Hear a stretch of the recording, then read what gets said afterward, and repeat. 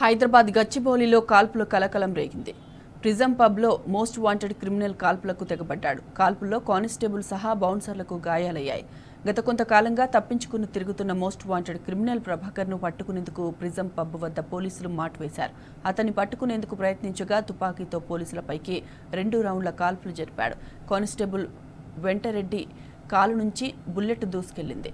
అక్కడే ఉన్న pub bounce కూడా గాయాలయ్యాయి. దీంతో క్షతగాత్రులను ఆసుపత్రికి తరలించారు.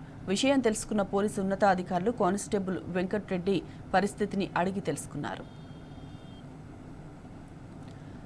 క్రిమినల్ బత్తుల ప్రభాకర్ను చాకచక్యంగా పోలీసులు అదుపులోకి తీసుకున్నారు. నిందితుడి నుంచి 2 గన్లు, 23 బుల్లెట్లను స్వాధీనం చేసుకున్నారు. కాల్పుల్లో గాయపడిన కానిస్టేబుల్ క్షేమంగా ఉన్నాడని మాదాపూర్ డీసీపీ రంజిత్ తెలిపారు. పాత నేరస్తుడైన ప్రభాకర్పై రాజేంద్రనగర్, నార్సింగ్ పిఎస్ల పరిధిలో 16 కేసులున్నాయన్నారు. సాయంత్రం 7:30-7:45 మధ్యలో మనకు బత్తుల ప్రభాకర్ అనేటివాడి గురించి ఒక ఇన్ఫర్మేషన్ వచ్చింది. దానికి మన సిసిఎస్ టీం ఇమీడియట్గా అక్కడికి వెళ్ళడం జరిగింది, ప్రిజం పబ్ దగ్గర. అలాగే అతన్ని గుర్తించి ఇమీడియట్ అతన్ని పట్టుకోవడం జరిగింది. ఈ పట్టుకోవడం క్రమంలో అతను ఇమీడియట్ అతని దగ్గర ఉన్న ఫైర్ ఆర్మ్తో మన టీం మీదే కాల్చిండు చంపాలని. అక్కడ మన వెంకటరెడ్డి అని హెడ్ కానిస్టేబుల్కి గాయాలు తగిలాయి. ఇమీడియట్ అతనికి షిఫ్ట్ చేయడం జరిగింది హాస్పిటల్లో. అతని లెఫ్ట్ ఫుట్కి ఈ ఒకటి పెల్లెట్ తగిలి ఇంజురీ అయింది. Is out of danger now, is taking treatment.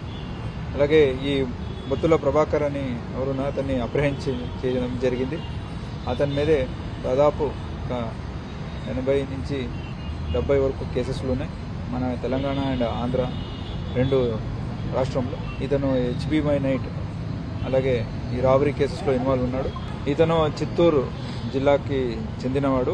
ఇక్కడ హైదరాబాద్ చుట్టూ ప్రదేశంలో సైబరాబాద్, రాచకొండ చుట్టూ ఈ 3 కమిషనరేట్లో దాదాపు 16 కేసెస్లో ఇన్వాల్వ్ ఉంది. సో అతన్ని అదుపులోకి తీసుకున్నాక అతని దగ్గర 2 వెపన్స్ అండ్ 23 రౌండ్స్ సీజ్ చేయడం జరిగింది. దీంట్లో 2 రౌండ్స్ మన మీదే అంటే పోలీస్ టీం మీదే కాల్చాడు. సో 3 వెంకటరెడ్డి అలాగే ఇంకిద్దరు గ్రేట్ వ్యాలియంట్ యాక్ట్ చేసి అతన్ని పట్టుకోవడం జరిగింది.